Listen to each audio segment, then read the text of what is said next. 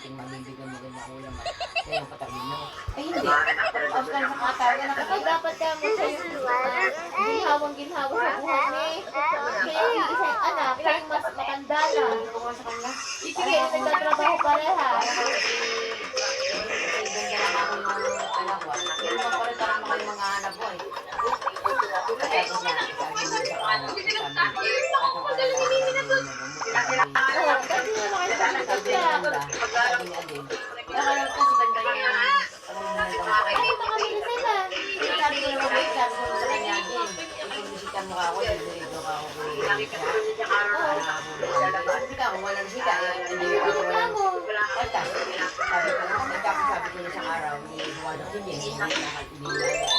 Sabi ko ka, Ajay, hindi na siya. Ay, duma!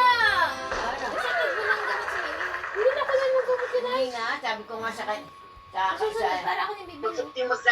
Duma!